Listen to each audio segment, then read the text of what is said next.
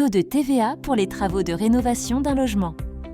Lorsque des travaux sont réalisés sur certains types de locaux, il est possible que ces prestations de services soient soumises à un taux réduit de TVA.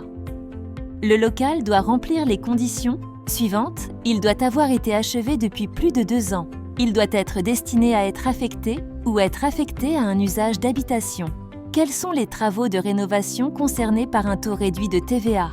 Le taux de TVA applicable varie en fonction du type de travaux. Travaux d'amélioration, de transformation, d'aménagement ou d'entretien.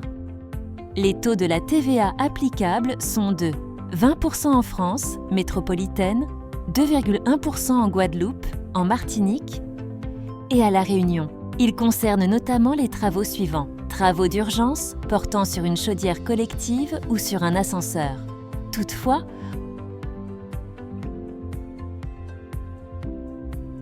il ne faut pas que les travaux aboutissent au remplacement de l'équipement et donc à la livraison d'un nouvel équipement. Travaux permettant l'alimentation en eau d'un immeuble à usage d'habitation achevé depuis 2 ans.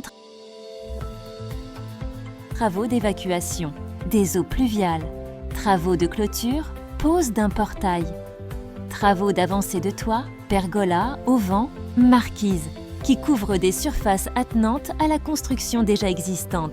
L'avancée de toit ne doit pas augmenter la surface de plancher de la construction existante et ne doit pas porter sur du gros œuvre, ossature d'un bâtiment.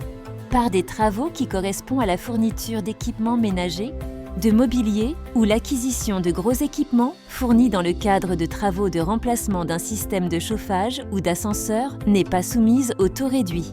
C'est également le cas lorsque les travaux concernent l'installation de sanitaires ou d'un système de climatisation. Travaux de rénovation ou d'amélioration énergétique, les taux de la TVA applicables sont de 5,5% en France métropolitaine, 2,1% en Guadeloupe, en Martinique et à La Réunion. Cela concerne les prestations de rénovation énergétique suivantes: l'isolation thermique, des parois opaques, des parois vitrées, des portes d'entrée donnant sur l'extérieur, par l'installation de volets isolants, par l'installation de protection solaire mobile, les équipements de chauffage et de production d'eau chaude sanitaire, utilisant une source d'énergie renouvelable, les systèmes de ventilation mécanique contrôlée double flux, les systèmes de ventilation mécanique simple flux hygroréglables et les systèmes de ventilation hybride hygroréglables.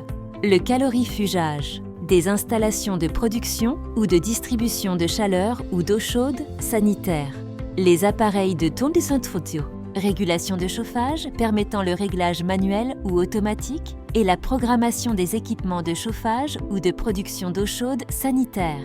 Les appareils permettant d'individualiser les frais de chauffage ou d'eau chaude sanitaire dans un bâtiment équipé d'une installation centrale ou alimenté par un réseau de chaleur. Les brasseurs d'air plafonniers fixes, les prestations d'entretien et de réparation des chaudières à très haute performance énergétique.